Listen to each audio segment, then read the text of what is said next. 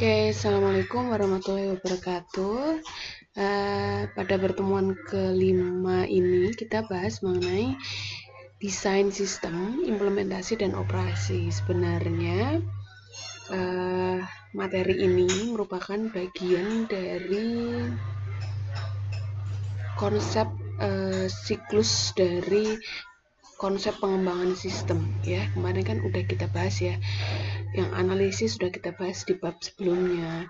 Nah, sekarang fokusnya adalah dari mulai desain sampai ke maintenance-nya. Nah, kalau bab pertemuan ketiga kalau nggak salah kemarin udah kita bahas. Nah, kita kemarin pertemuan sebelumnya kita udah fokus ke bagaimana cara kita dapat software gitu ya, lebih ke applied-nya. Kalau kita dapat software tuh dari luar pada dikembangkan sendiri dan lain sebagainya. Kalau sekarang tuh lebih kepada konsepnya, desainnya tuh seperti apa. Nah, untuk itu konsep SDLC itu sebenarnya udah lama sekali dikembangkan ya.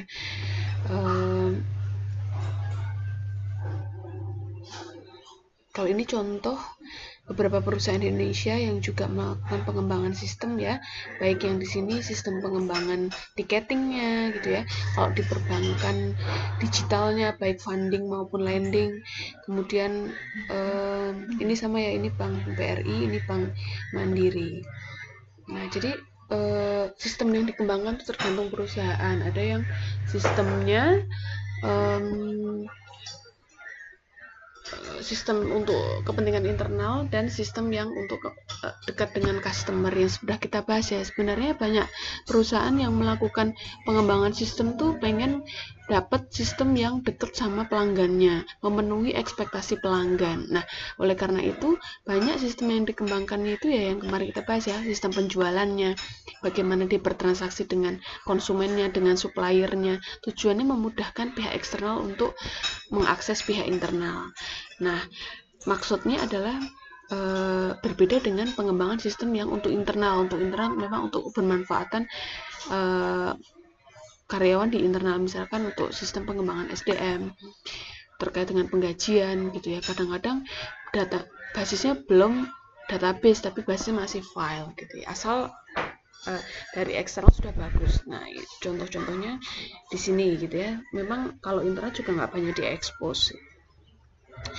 Nah, ini kita masuk di conceptual design sampai ke operation and maintenance. Nah, setelah tahap analisis desain, maka analis sistem telah mendapatkan gambaran dengan jelas apa yang harus dikerjakan. Jadi, mulai ini dia dapat gambaran mengenai sistem apa yang dikerjakan. Di kesini. Ya. Nah, ini introduction-nya, kalian bisa baca sendiri ya, yang kayak cerita-cerita kayak gini. Ini dari tahun 60-an, sebenarnya udah banyak konsep baru mengenai SDLC. Jadi banyak konsep yang nggak setuju sama SDLC karena terlalu runtut gitu ya, nggak bisa trial dan error, sangat sistematis. Banyak yang grafiknya tuh bukan alur seperti ini tapi kayak lingkaran muter, jadi kalau ada kerusakan dikembalikan lagi. Kalau ini kan kebaikannya di sini adalah dari mulai perencanaan sampai akhir itu semua dibahas di situ. Nah, jadi yang ini udah dibahas, jadi nggak perlu saya bahas lagi ya mengenai visibility study dan lain sebagainya. Nah, terus desain konsep sistem. Nah, di sini desain konsep sistem, jadi mulai ini sampai bawah ini gitu ya. Desain konsep sistem yang ada ini adalah mengenai evaluasi desain alternatif. Jadi kalau desain tuh kita merancang gimana caranya agar kita ini punya konsep yang mau dikembangkan. Kan orang nggak mungkin melakukan pengembangan kalau nggak punya konsep. Nah, nanti kalian bisa baca. Jadi intinya kita punya blueprint-nya dulu. Ya. Nah, ada beberapa tahapan. Yang pertama mengevaluasi desain alternatif. Jadi memberi beberapa alternatif ya, desain yang mau dikembangkan, menyiapkan spesifikasi desain dan outputnya nanti itu di report ini. Nah, outputnya prepare desainnya maksudnya adalah dari mulai output. Kenapa ke output dulu nggak input dulu? Jadi gini, kalau kita mau desain sistem, kita harus tahu dulu output yang mau kita inginkan tuh kayak gimana. Nah, kalau kita udah punya bayangan outputnya, baru kita tarik ke belakang. Intinya kayak gitu. Bukan kita, oh kita punyanya apa. Kalau kita punyanya apa, nanti kamu terbatas pengembangannya. Nah, jadi data storage-nya baik itu file atau database, yang bagus ya database ya, input dan seterusnya.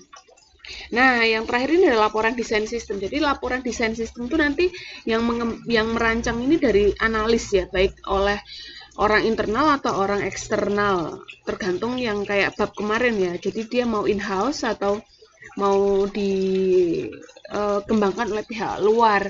Nah, ini nanti laporan desain sistem tuh untuk melakukan konfirmasi ke user dan manajemen.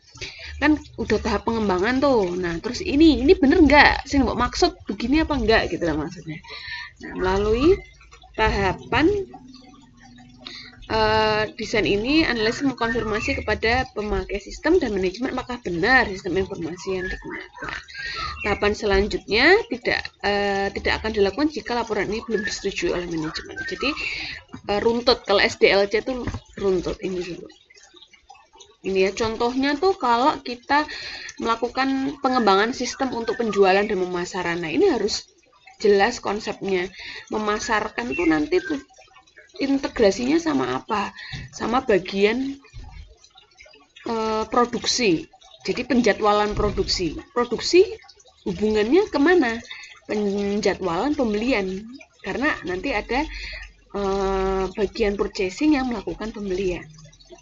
Pembelian ngaruhnya kemana? Ya ke budgeting sama ke accounting. Jadi semua itu terstruktur di dalam suatu perusahaan. Nah, sekarang kita poin yang selanjutnya, kalau kita udah punya konseptual, adalah kita membicarakan mengenai desain fisik sistem. Fisik tuh yang lebih ke, kalau tadi konseptualnya, sekarang fisik tuh memang real bentuknya, gambarannya dari desain ini kayak gimana. Nah, kemudian physical system design ini dari kayak tadi ya, output sampai ke pengendalian. Nah, output ini tadi kayak gimana? Maksudnya ini bisa dimelihatkan dari, sebenarnya kalau fisik tuh lebih kepada kayak flowchart, DAD atau DFD gitu ya. Jadi gambaran realnya gimana sistem yang mau dikembangkan. Kalau tadi kan lebih ke prosedurnya, dokumennya kayak gimana. Sekarang tuh gambaran realnya. Dengan cara gimana? Berbagai bentuk sih fisik itu. Salah satunya flowchart. Nah, nanti flowchart bisa dikembangkan dari sistem yang mau dikembangkan. Oke, output desainnya bisa dibaca. Oke, file database desainnya. Jadi kalau kita merancang tuh nggak cuma sekedar outputnya aja, tapi file database-nya tuh mau dirancang kayak gimana. Apakah database suppliers, konsumen, semua itu dibangun juga. Terus input design. Input design tuh input desain masukannya ya, kayak dokumen yang terkait. Terus program desain ini untuk memprogram nanti ya softwarenya kayak gimana, sistemnya. Terus kemudian desain prosedur dan pengendaliannya. Nah, selanjutnya kita juga mendesain prosedur dan pengendalian. Terus ini nanti dibaca. Nah, tahap selanjutnya yaitu implementasi sistem.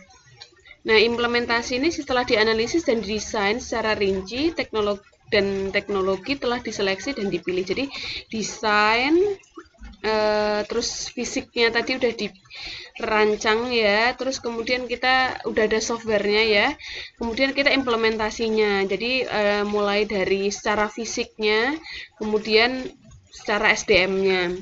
Terus kalau udah selesai dokumentasinya, kita ngetes ya, baru konversi. Konversi itu implementasinya ke sistem yang lama, gimana, mau langsung ganti apa jalan dua-duanya, atau bertahap, atau pilot project. Nah, yang ini ada semua di sini, silahkan dibaca. Nah, terus operation and maintenance. Jadi kalau udah jalan, maintenance-nya kayak gimana. Dalam melakukan operasi kita harus ngecek juga ya, post implementation review, kita harus paham faktor-faktor apa aja yang harus kita nilai dari sistem yang berjalan. Apa aja, questionnya apa aja. Nah, kita bisa melakukan review dan maintenance berdasarkan operasi sistem yang berjalan. Nah, sekarang kita bahas pertanyaan-pertanyaan. Ada dari Krishna Abimanyu. Nah, ini saya ambil karena dia pertanyaan paling akhir dan pertanyaan udah banyak ada di materi. Jadi kalau tips buat kalian yang mau tanya, pahami dulu teorinya, udah dibaca, kemudian coba kita cari di implementasinya di dunia bisnis tuh kayak gimana. Contohnya ada beberapa pertanyaan bagus ya. Ini saya urutkan berdasarkan prosedur materinya. Nah, sekarang nanti kita bahas. Ini tuh minggu depan. Oke. Ini quote yang favorit gitu ya. Kalau kamu nggak bisa push yourself, nggak ada orang lain yang akan melakukan sesuatu sama kamu. Oke, semangat.